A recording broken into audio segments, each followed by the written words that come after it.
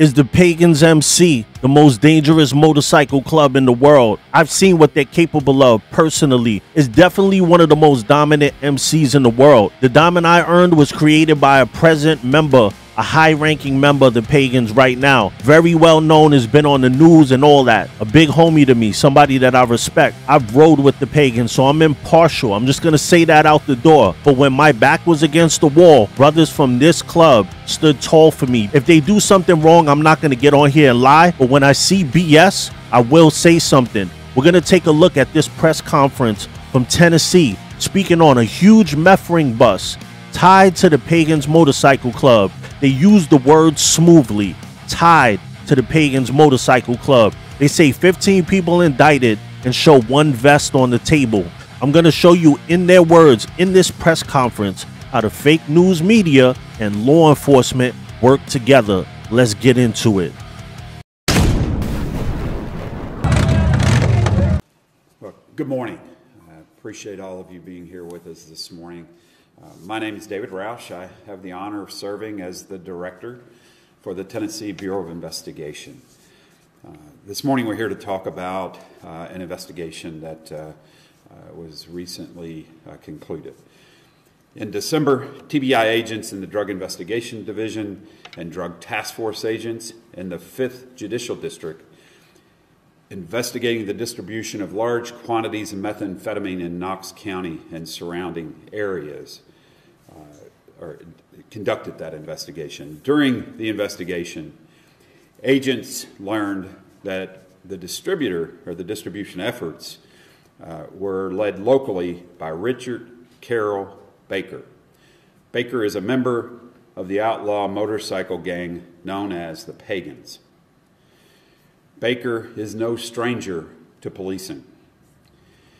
He was being assisted by Brian Baston Fox, also a member of the Pagan motorcycle gang.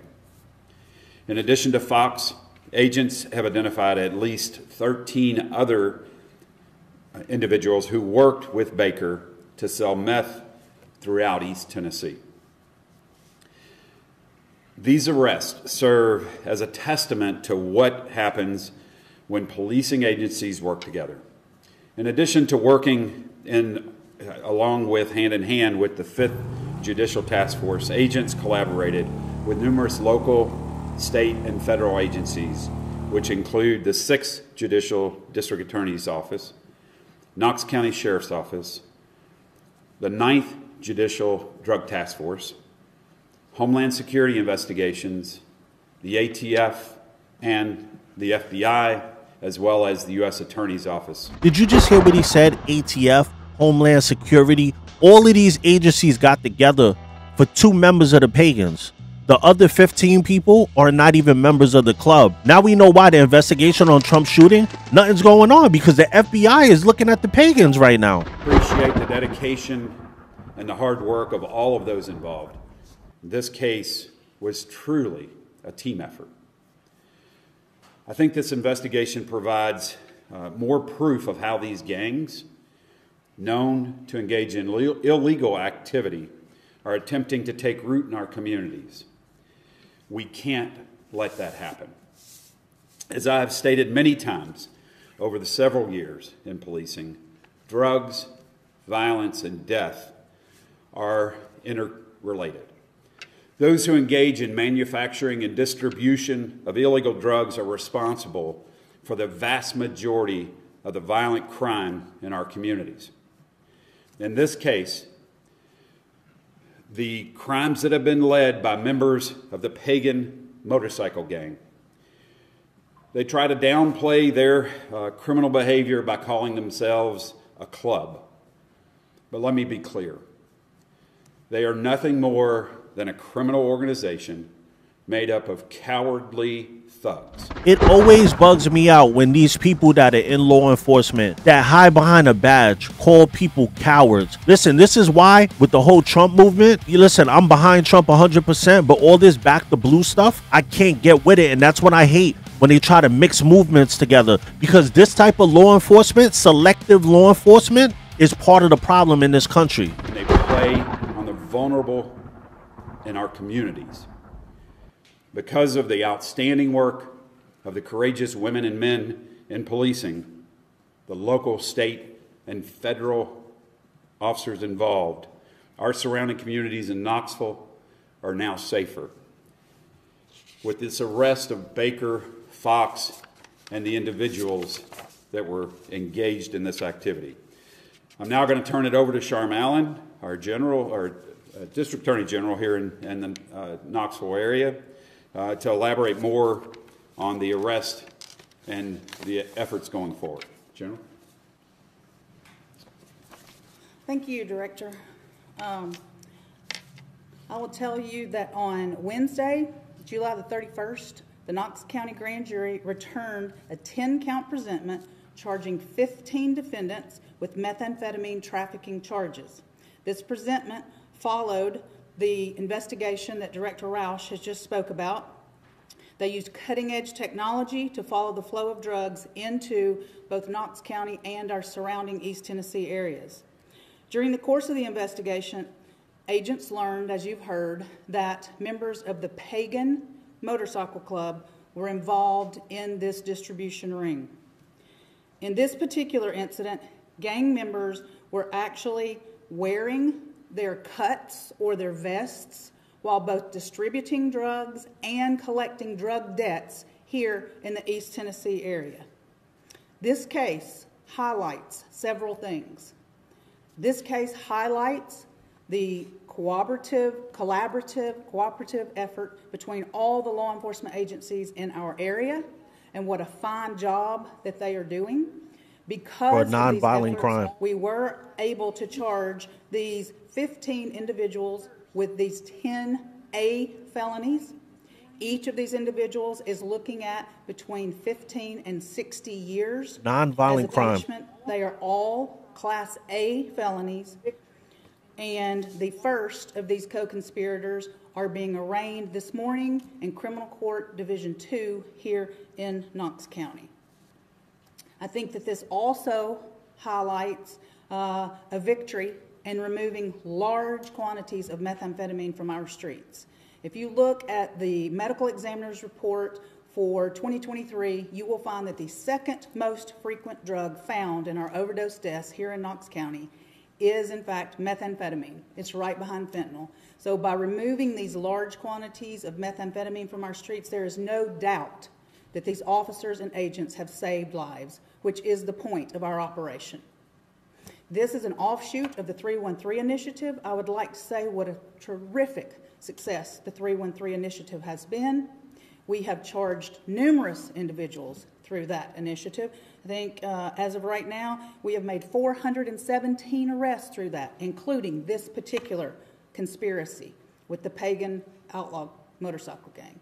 So I think there are many takeaways, and I think the most telling number that we can look at to show how successful the work of these agents behind me is that last year at this time in Knox County, we had lost 308 people to overdoses. As of today, we are at 207. We have saved 101 lives at this time this year as compared to last year. So they saved 100 lives in one day.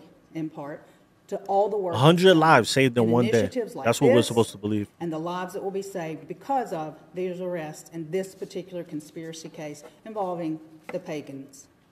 And at this time, I think the director and I will take any questions that you have. So you brought up the 313 initiative. You know, is this a direct pipeline, this methamphetamine that you all found with the Pagan group? Is it a direct correlation to that 313 pipeline coming down here from Michigan, or is it something completely separate?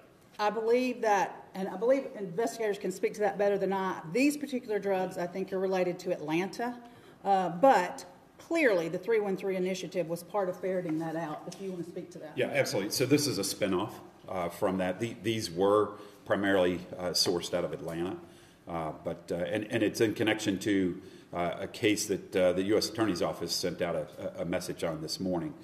So it's actually connected with that case as well. So, but yes, it's a spinoff of what we're seeing coming out of Detroit as well. And how long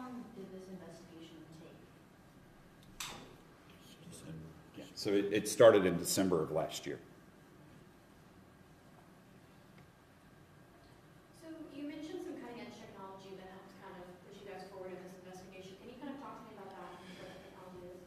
Yeah, well, I'll be careful there because it is technology that we don't necessarily want a lot of folks to be aware of what we're utilizing. We can just leave it at the fact that we are using all the resources that have been provided to us and the technologies that, fortunately, that our government has allowed us to continue to use within the parameters of the Constitution.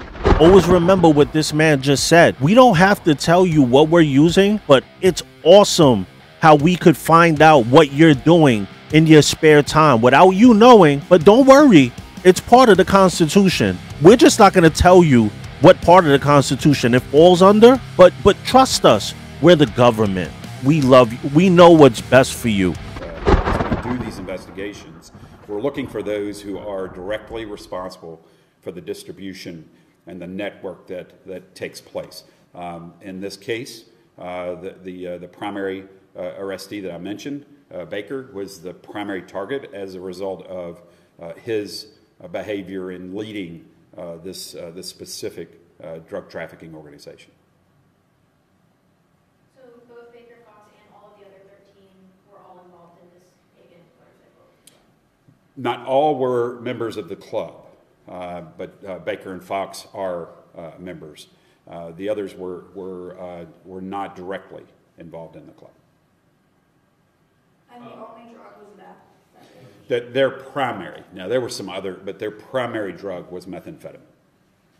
And I know the investigation is still going on, but could there be any future arrest from other groups in Knox County? Yeah, that's always potential, right? These. You hear that? Not directly involved. AKA, the club didn't have anything to do with it. This is why these people are masters of deception. Look how all the way at the end of the video, oh, it's only 2 members of the club. They were doing their own thing, but you made it like the Pagan motorcycle gang and throwing gang every 2 minutes. So I'm not condoning the way people get their money and people getting hurt behind it, whoever did overdose or have any issues with drug use in their life. My father, who I just buried weeks ago, heavily addicted to drugs all his life. So I get it. But at the end of the day, he made the decision to use it. It's not the person's fault that he bought it from. He made the decision to use it. If nobody is a victim of a crime, you should not be able to give somebody 20 years. Take 20 years out of somebody's life for a crime where nobody got hurt. If you murder somebody or if it's an attempt murder, something like that, I get it. But to make it seem like it's the whole club, it's a organized crime type thing, and then at the end of the press conference, you say, oh no, it was only 2 members. Come on, man, that's disingenuous. Much love to everybody out there. Be safe, and we ghosting, baby.